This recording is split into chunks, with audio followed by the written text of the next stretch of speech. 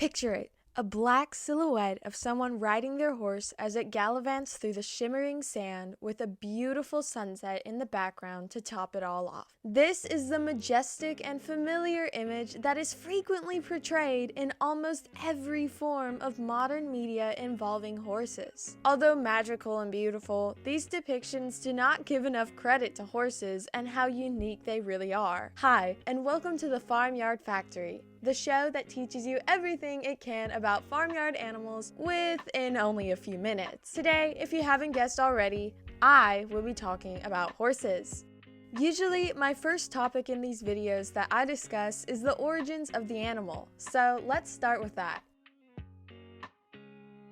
According to Britannica, the family Equidae, which is what the horse species belongs to, first appeared in the Eocene epoch, a geographical period likely taking place around 56 to 33 million years ago. One of the earliest forms of Equidae is believed to have been the Eohippus, a small mammal that looked so much different from present-day horses that experts at first believed they were completely unrelated. Subsequently, the three primitive types of horse were discovered: the tarpan, the forest horse, and the Przewalski's horse. These are all referred to as ancestors of the Equus caballus, or the modern-day horse. The domestication of the horse probably began approximately 6,000 years ago near the Black Sea, and later on became more widespread. So, how do we use them today? Horses serve a more unique purpose than that of other agricultural animals. Instead of producing some type of food or nutrient, equines more commonly provide transportation or help with tending to farmland or other ag-related work. Direct evidence of horses being ridden can date all the way back to 2000 BC. Before modern technology, horses were pivotal when it came to traveling place to place. From riding into war to merely going from one town to another, they had a huge impact on daily lives. As I said, they also contributed to farmyard tasks. It's less common now, but only a few decades ago, equines were a key factor in successful farming. For example, due to their increased mobility, ranchers in more elevated landscapes can utilize horses to reach off-road areas that cars or other vehicles typically cannot access. Another way horses are incorporated into farm life is by being an alternative to machinery. Although tractors and other devices have primarily taken the place of horses, there's still some farmers who prefer using equines for tasks like plowing and hauling instead.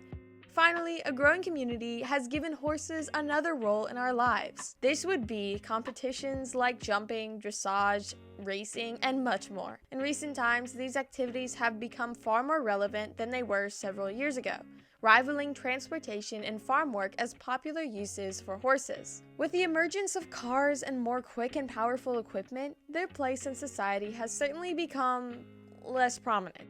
However, that does not mean that they have been tossed aside entirely. In fact, many owners have horses purely for the relationship. Because they make wonderful companions, there has been a recent surge of people who want to have them only as friends, not for any other reason. As great as that sounds, that does not mean there is no downsides to having horses. Here's a list of the pros and cons. The pros. Owning horses is a great way to find other equine enthusiasts and to develop a sense of community with them. Having horses will force you to be physically active. Riding and even just taking care of their basic needs can keep you in shape. The relationships with their owners can be both rewarding and therapeutic, but as I said, no good thing is without its flaws, so here are the cons. They are extremely expensive, both long-term and initially. They require dedication and commitment, which many potential owners might not have the time nor patience for. Owners struggle with finding someone who can take care of them while they are away, making it difficult to ever have vacations or trips.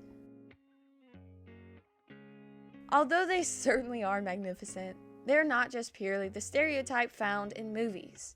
They have an interesting ancestry dating back millions of years, an incredibly important history with humans, and a multitude of uses. And they are phenomenal companions. I hope I was able to teach you a little bit more about horses, or that I was at least able to enforce any knowledge you already had of them. I hope you have a fantastic day. Goodbye, and I'll see you later.